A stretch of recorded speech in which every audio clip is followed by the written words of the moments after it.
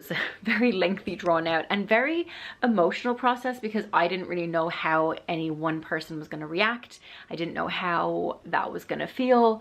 It feels very scary when you're at the mercy of other people. Hi guys, how's it going? Welcome back to my YouTube channel. So yeah, I'm here again in my car because basically this week I'm picking up a new car. This one is going, I'm picking up a new one that is like fully in my name and everything. It's like one step ahead, one step ahead from separation from long slog. But anyway, I'm actually picking up we're getting a new car this week once I've like finalized everything. So yeah, big steps, but it means I'm down in Devon, so I use my car to do a bit of recording. I've got a couple of things I wanted to talk to you guys about. So number one on my list of things to talk about is Family of Nomads, and then I'm going to talk about SACCONEJOLYs. So I'll leave it chaptered, so whatever you want to listen to, you guys can just go for it. So the Family of Nomads, so Jess from Family of Nomads, I have made about 3 different videos on them now. Always told our kids that if they ever change their minds about being on social media, all they have to do is tell us. We will ask no questions, and they owe absolutely no one an explanation. Because they've always, it's a bit sneaky suspicious, right? I say that quite a lot, but these guys, I get some sneaky suspicions going on with them. And most importantly, at the minute, that one of their elder kids went back into hospital, has requested that she doesn't want to be shown on social media anymore, which is something that I've always gone, you know what, hell yeah, if a parent can respect the child's privacy when they say they don't want to be shown anymore, I'm like, that's brilliant, that's great. Do you know what I mean? Like, I'm not going to be like, oh no, how dare you. But the thing is, and what other people pointed out, is that as soon as this child like requested privacy and stuff, there was then this weird crossover where Jess was then seen doing an ad, like a campaign with Dove surrounding eating disorders, and then using that child in those pictures, using her as like, hey, this is, you know, like basically using their older kid who was struggling with that sort of thing anyway, using her in ads to do with it. And I was like, well, how is that respecting their privacy? Maybe they were like, yeah, that's fine, you can do that, but I still, like, the whole thing was very side-eye, okay? And then the last video I did was revolving around the fact that her other child goes through really bad bouts of like asthma and things, and guess who decided to do an ad featuring this child? That would be Jess again. So she's basically like using her kid's diagnosis as a form of representation, as a part of all their campaign. No, I'm not like, obviously, you know, if you're doing an ad about certain conditions and you suffer from those certain conditions, yeah, obviously you're then going to be like, well, I've got history of this, I've got background in this, which is fine. But we're talking about minors, we're talking about little kids, one of which said that they didn't even want to be shown online anymore, and then you're then using them for ad anyway. So I was like sneaky suspicious, right? I'm just a bit like, I think there's something a bit weird there. And Jess did this live, or did this like short or reel or whatever it was, the day before yesterday. I'll play it to you right here. We have always told our kids that if they ever change their minds about being on social media, all they have to do is tell us. We will ask no questions, and they owe absolutely no one an explanation. A couple of months ago, one of our children made this decision, and we are fully 100% supportive of the decision that this child made. We want to thank everybody in advance for respecting this child's privacy and for all of the love and support that you guys continually give to our family. We are so grateful. The thing is, why is she coming on and reiterating the same thing but being incredibly vague? She doesn't name any names. She's not really specifying why, which once again, we don't have a right to know. However, why is she making this? If she doesn't want to draw attention to it, just stop talking about it. And I know it may seem like, well, I'm drawing attention to it, but I'm drawing attention to it because I think that the movements that she's done, or or like whoever Jess most noticeably has done, is she's used this child in campaigns revolving around that child's illness, and then she's then coming on and once again presenting us with, you know, as soon as our kids don't want to feature anymore, we'll take them away, it's fine, it's whatever. It's like, but that's not really what you're doing. You're just not vlogging them, but you're still using them as content. Anyway, and I kind of get this weird feeling that she's doing that because now people are starting to talk about them, and I wouldn't be surprised if like other commentary channels pick up on them if they continue down this little garden path.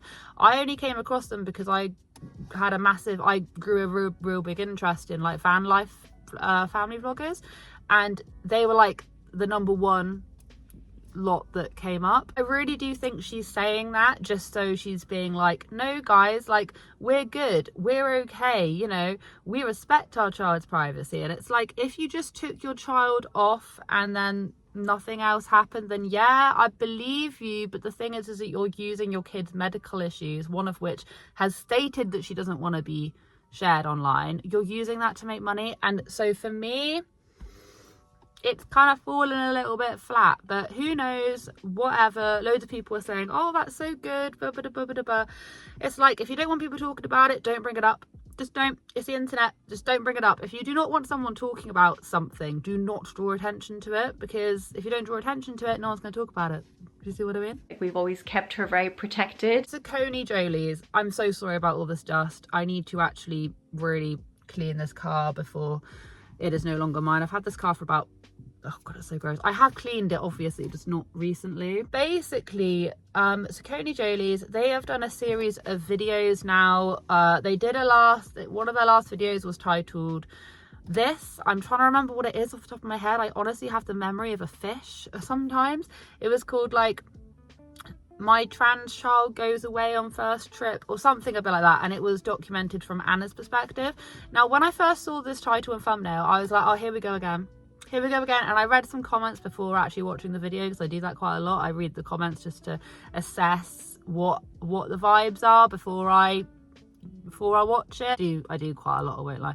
And I was watching it, and I can understand, right, you guys are going to be like, oh my gosh, Amy, what's the matter with you? I can understand why they included that in their title. I don't agree with them using that. I think that basically Anna was worried because their child, who is trans, is going off on their very first residential trip, and you know, there's a load of loopholes to jump through and all of that. You know, they'll be having to stay with the girls, kind of thing. Like, residential, if you don't know, is something that you go on in your primary school years, where you go away for like 2 or 3 days, sometimes even one night, and you do loads of activities. You usually go camping and things. My residential, when I was a mere child, mine was camping, and then you would then go like kayaking and boat building and like archery, I don't know, you know, stuff like that. So you do things like that, but not all residentials are the same, and sometimes you stay in accommodation, other times you don't. Anyway, that is basically what it is. So she was worried about her kid.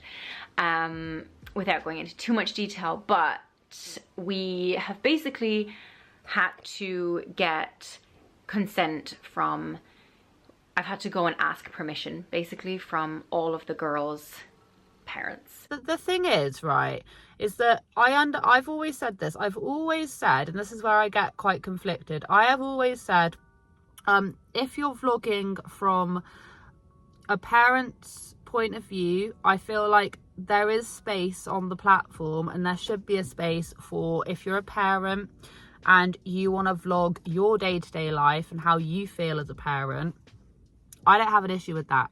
I honestly don't. I think some, dare I say it, mummy vloggers do it really quite well, where they vlog themselves, they vlog whatever they're doing in the day, but they just don't give off information about their kids. Their kids are extremely rarely shown, if not shown at all. And that, I have seen those types of vlogs, and I feel like if you're a parent, you know, you can't just say, oh, if you're a parent, you cannot ever show your day-to-day life online. I don't have an issue with parents showing their lives. It's just when they then cross the boundary into their children, if that makes any sense. This could have been a really good way of Anna being like, this is how I feel as a parent. And part of it was, but then she then had to go into detail about the ins and outs of what this child might struggle with if they, when they go on the residential. And I just feel like if the child is already quite nervous about this, imagine if it went wrong. Do you see what I mean? Like, if it went wrong, that would then just be concreted on the internet for everyone else to watch, and the child might have negative connotations to that trip. I think it went, I mean, I don't know, I'm not a part of their lives, I got no idea how it went. I just think it's quite risky to, I don't know, I feel like maybe that just wasn't the best thing to do. And of course they've got to add the whole, like, you know, trans thing in the title. And don't get me wrong, Anna was probably like quite nervous about her child going off, sure, but I feel like the way it was titled, and of course, like in the thumbnails, they've always got to do the child like holding, like there's a little like trans flag, which is always edited in. I don't think that's even there. I literally think Jonathan just edits it in for dramatic effect, so people will click on it. It's no lie that whenever they put the words trans and child in the thumbnail, that video instantly does a hell of a lot better than their other videos, and they know this, and this is the reason why they will sprinkle in those videos sort of here and there. This is like a common theme, and they've done quite a lot of videos where it's titled things such as you know, don't be mean to my daughter because she's trans, like stuff like that, like doing my trans girl's makeup. Like, those videos exist. Those videos are relatively quite new. So when Jonathan decides to title things like this, it's just like, oh, for the goodness sake. And half the time it's nothing to do with what the video is really about. It's just because they know that that is what gets them the most amount of money. Been looking over on their TikTok, and one thing I have noticed is that, does Jonathan just like store all of these little clips and videos of the child when they were younger? Because you'll all of a sudden see this video of like the child when they're younger going over to like a closet, like a wardrobe door, opening it, and then there she is as she is now. Does he just like keep all these videos and just like, he literally does, he has all these videos on back catalogue where he just like edits and stuff. And this child has literally said in an interview he did with Anna, when she was interviewing her 8-year-old or 9-year-old, however old they are now, doing this little interview, and they said that they don't like looking at the way they used to look, and they don't like what they used to be known as. Yet Jonathan literally, I swear, he just has all these little videos of how they used to be just on backlog to then just make all these TikToks. And it's like, just come up with something new, man. Like, let this child be, leave them alone. Like, that's just the way I feel. The only thing that I will say is that I didn't actually think I would, but I actually quite enjoy watching Jonathan do his renovation projects. I know, shocking. Oh my gosh, Amy's actually enjoying something that they're putting out. But I'm not joking. I actually think, despite some of the cosmetic choices I wouldn't do, but Jonathan's actually not that bad at, like, you know, practical things and stuff. You see more of that, like watch more of that. He's a lot less annoying. When he's doing his renovation things, he's a lot less annoying. It's like, oh my god, I can actually watch this, I can actually listen to you. God, I was being nice to him for a minute. I ran a marathon with how nice I'm being. But anyway, those are just my thoughts and feelings. Thank you so much for watching. I hope you guys have a wonderful day wherever you are in this world. Take care of each other, take care of yourselves, and I'll catch up with you guys in the next video. Oh, pretty, isn't it? It's like so just like industrial and like farmery. That's what we were going for, you know what I mean? To make it like just industrial and cool looking. And then in here you got the radiator valves, and again it's that same kind of like chunky industrial sort of clunkiness to it. I just really like that.